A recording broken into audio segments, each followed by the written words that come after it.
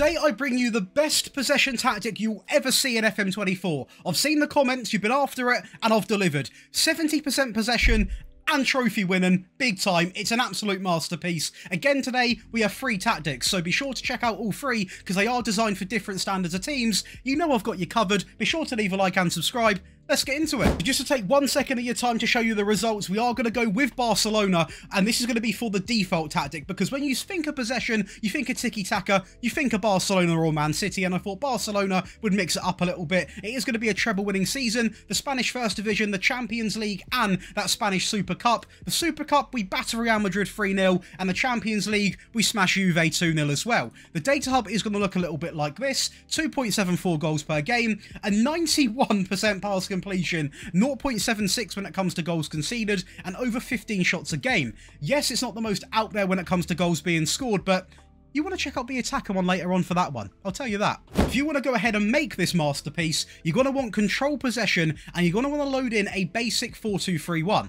Let's go and talk tactics. So as always guys, if you want to get access to all 3 of these tactics today in one simple download, you want it on console, you want them on mobile, you want access to my rebuild files on my second channel, you also want the rebuild tactics, you want everything early, priority in the tactic and the rebuild requests, one-on-one tactical help, and access to this month's giveaway, which I do keep saying it, but it's 400 Great British pounds split between multiple winners, so you've got a very good chance of winning. You can come over and join that Patreon in the link below, where you can be part of a team of nearly 5,000 people. So come on over and get involved, because when FM25 lands, we're going to be dropping some pretty big stuff, including match tickets and more. So be sure to go over and get involved, because the love you show me means the absolute world, which is why I love to give back as well. But let's go ahead and build this 4-2-3-1. So we are going to go over and look at the goalkeeper. Now I've kept it pretty humble for the goalkeeper, because I don't want him being rash coming out and, you know, being on attack, for example. So we are going to have a sweeper keeper, because this system needs a goalkeeper that is comfortable on the ball, but we are simply going to leave him on the default. Now when it comes to the actual wing back, we are going to have a little bit of wear and tear, a little bit of options going on now with this right back, because this wing back is going to be run ragged, because he's going to be getting further forwards, and he is going to also be adding on run wide with the ball. Now once again, a lot of these players are going to be on pass it shorter, and also, you know, being quite sensible. The wing back, especially on the right hand side, actually is one of the more out there players in the team. He's going to be quite aggressive, running up and down the pitch, and he actually helps a lot when it comes to getting the goals and especially getting the assists. That is mainly his focus point. Now going over to both of the ball playing defenders, that is right, both of the ball playing defenders, I have opted to keep them on default, because again, I could have gone in and, for example, told them to dribble less. Maybe that would have encouraged a little bit more possession, but I don't want them to be too restricted. I want this system to be very free flowing, but also have great levels of possession, but I don't want it to be to the point where we just pass it uselessly and get nothing done. So they are going to be remaining exactly like that. Now when it comes to the left back, and you're going to understand why we've gone with this very shortly, we are going to go with an inverted wing back on support. And when it comes to him, again, we are simply going to tell him to get further forwards. So on the left, we've got sort of an inner run happening with that inverted wing back, and on the right, we've got an outer run happening. So it's a nice mixture. We're going to drag the 2 midfield players up into a centralised 4-2-3-1, and we are simply going to change this to a supportive ball-winning midfield player role, and we are going to go ahead and add some instructions, and that is going to be shorter passing. Again, simply click it and it will select it. Sometimes people get confused on like it not changing, but it will add on. I'll show you in a second. We're also going to go with cross less often and also shoot less often, so a very, very reserved player in that team. Not really going to be too much attack and play through him, just a very solid win the ball back, pass the ball short, nice and risk-free. Now funny enough, we actually are going to have a central midfield player on automatic to partner him, a role that I rarely use on auto, but it really worked well in this system. So once again, a shorter passing directness, we are going to have him on cross less often, we're going to have him on shoot less often, and also get further forwards, because one thing which people might critique about this default tactic is maybe there's not enough goals being scored, which is why I would always say download all 3, because then you can switch to the attacking tactic if you need a goal. But having a player like this who is going to be on get further forwards is going to help you score those goals. So please do not get rid of that instruction, because it does make a big difference. If there's one thing you're going to change, it would not be that. The advanced playmaker is going to come in on support, and we are simply going to have him on hold up the ball, roam, and also move into the channels. He is not going to have shorter passing on because I don't want to restrict his passing options. If there's a bit more of a direct ball on, he can play it. Again, if you want to go possession crazy, you could have shorter on for him, but again, that might limit some chances being created, etc, etc. Obviously, now it also makes sense to why we've got the inverted option on this side, because the central midfield player is going to push up. The inverted wing back can obviously fill that position and replace it, so hopefully that makes sense. On the left hand side, we are going to go with an inverted winger on support, and we have got some instructions. It is going to be told to shorter passing. We're going to also have them on get further forwards, and also have them on roam from position. So these are basically going to be incredible link up players. They're going to be out sort of, you know, somewhat situated out wide when you first see the highlights come into play, but when they get the ball, they're going to be cutting in with it, dribbling with the ball, playing it short, linking up very well with the advanced playmaker, the midfield, and it really comes together like a nice jigsaw puzzle almost. It works really, really well. The inverted wingers, we are going to go on support on the right hand side as well, so it is going to be a double up, and we are going to go with shorter, roam, and also get further forwards, meaning they are exactly the same on the left and the right hand side. And lastly, it is again going to be the role that it's got in the team, the complete forward, simply on pass it shorter. I mean, it is the only role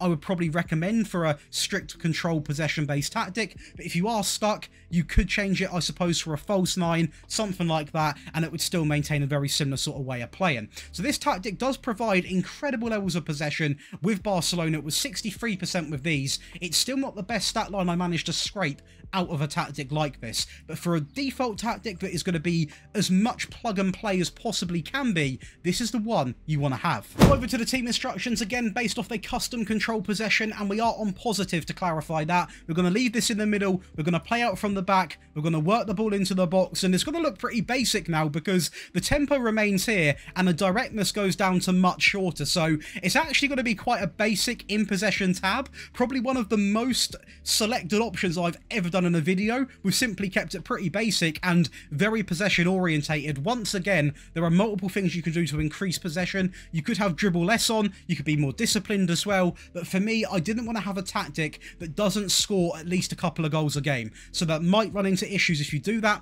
but please do experiment and give it a whirl. In transition, we are going to counter press, we're going to play to anyone across the back line while rolling the ball out. Again, a very risk-free way of playing. The idea behind this is to simply get the ball to an option without any risks, because then we can build up from the back as the team is designed to do. And lastly, you probably guessed it, but we are going to go with a higher defensive line, a mid-block line of engagement. More often, we're going to prevent short goalkeeper distribution because we still have got players up the pitch, and I still want some intensity to the tactic, and we actually are going to get stuck in because without it, we were actually quite complacent on the ball, or out of possession, should I say. So having that on really adds a little bit of fire into the team, and the way I see it personally is the quicker that you've got the ball back, the quicker you can start dominating the game again. So it's definitely a good way of playing. But of course, I went to the effort to make an attacking tactic for a powerhouse team. Our choice, our poison, was actually Celtic, and as you can see, we're going to start off by winning 2 Scottish Cups. The Scottish Cup here, 4-0 against Hibernian. The Viaplay Cup, we win 3-0 against Aberdeen, and the Cinch Premiership, we absolutely take over. 34 wins, 4 draws. We dominate every player stat line, and look at this, 70% possession, 15% more than second place, over 120 goals. It is an utter masterclass. The data hub is going to look like this: over 3 goals a game, 0.39 conceded, 16.32 shots a game, an immaculate pass completion, and a fantastic tackle win ratio. We absolutely took over Scottish football, and that is the reality of playing a tactic like this. So let's go back over and actually learn about it. That's right, the attacking tactic is genuinely something very special. The goalkeeper does remain the same, the ball playing defenders also remain the same, the wing backs, again, unchanged, because a lot of the action is sort of changed up the pitch a little bit. So the box to box now comes in on pass it shorter, cross less, and shoot less often. The central midfield player on automatic, shorter, cross left, less, shoot less, and get further forwards. The inverted wingers are both now going to be on attack, a real big change. On pass it short, roam, sit narrow,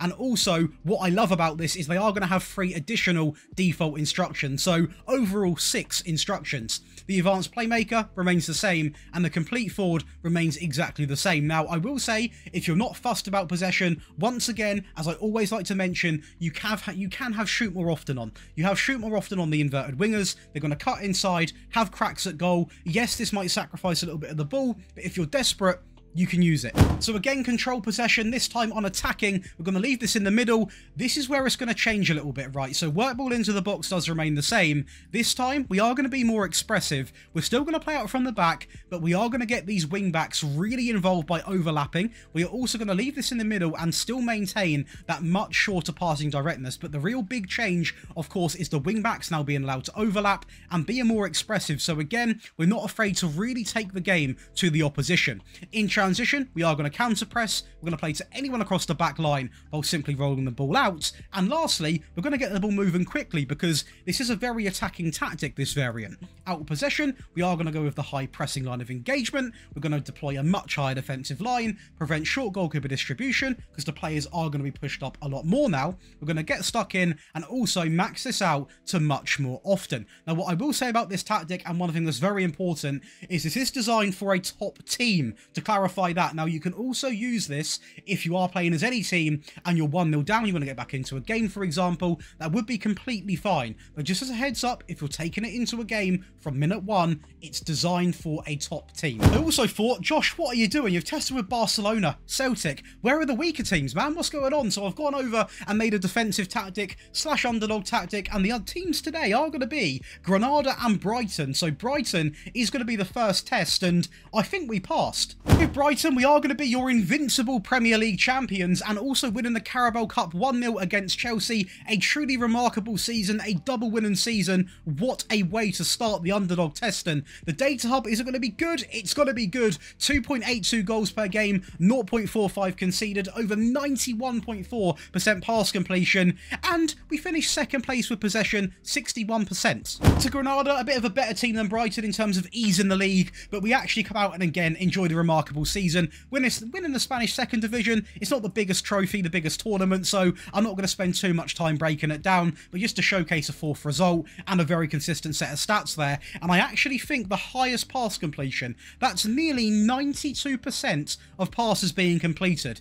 I don't think I've ever seen that. And the tactic, well, it shapes up like this. So the goalkeeper does remain the same, the ball-playing defenders exactly the same, the wing-backs exactly the same. The back line will never change because it is simply so basic. They do their job well, and it's as simple as that. Now, obviously, when I say it doesn't change, the default tactic did feature an inverted wing-back, for example, but from the attack into this one, it does remain simply exactly the same. The ball-winning midfield player comes in on defend, on pass at shorter. Again, this isn't, I would say, a negative tactic, but it definitely is a lot more sort of balanced and a lot more, you're not going to score as many goals necessarily with this, but you are going to be able to go in against the big boys and still control your games, which is the idea I had with Brighton. Because when you go in against Man City, you don't want to be flying at them. You want to have control, let them think, oh my God, what's going on? I can't get the ball. And that's exactly what we've done. Therefore, we are going to introduce a Carrillo coming in on support, on pass at shorter, cross less, and also shoot less often. An inverted winger on the right and on the left are going to be exactly the same. On pass at short, get further forwards, and also roam from the position. And in midfield, we are going to go with an attacker midfield player on support, on take fewer risks, cross less often, hold up ball, shoot less often, roam, and move into those channels. So this player here is going to pick up the ball and roam about, link up all the play very nice and easily. And a complete forward, well, he remains exactly the same. He don't change one bit. So again, control position. This time we are going to go to balance. That is right. We're going to leave this in the middle. We're going to work the ball into the box. We're going to play out from the back. We're going to dribble less the first time I'm introducing it. So we're not going to have as many direct runs. It's going to be really, really side-to-side passing and drawing out the game and dominating and controlling everyone you play, which is why I say have all three tactics, because you could even go into any game with this tactic, get a control for the game, get a feel for the game, then switch to the attacking tactic and completely get them off guard. So make sure you've got all three at your disposal. Time wasting, if you're in a game and you're trying to run down the clock, I would recommend having it on sometimes, but factoring in that a lot of you guys will download this tactic and go into a game with it, don't time waste from minute 1. If you've got my set pieces, you can use them, but being honest, I'm not just trying to sell stuff to you, so I wouldn't even have that on for this tactic because we're trying to have possession, not play for set pieces, so I would not have that on. The tempo, we are going to go down to slightly lower, and the directness, we are going to go all the way down to much shorter, so quite a big change in the way this tactic will play. In transition, we're going to counter press because I want to win the ball back as quickly as possible so we can have it. We're going to slow the pace down, hold the shape. we're going to play to anyone across the back line while simply rolling the ball out. And lastly, out of possession, we are going to go with that standard line, the mid-block line of engagement, and this we are going to leave in the middle. And if that is correct, we are going to give you, that is right, 3 variants of We Love the Ball tactics. You've got a default one, you've got an attacking one, and a defensive one, all for your disposal. Don't know what's going on today. If you have enjoyed today's video, be sure to leave a like and subscribe. Once again, if you want to show any love back to the channel, it helps me carry on making these videos. You can come over and join the Patreon, where not only do you support me, but you get a ton of perks back. I'm going to put them on the screen now, because if you love FM, you're going to love it. And even if you don't love FM, don't know why you'd be on the video, but we do monthly giveaways anyway. So there's really, really good stuff over there. Be sure to go and check it out, and I'll be seeing you in the next one. More importantly, just enjoy the rest of your day.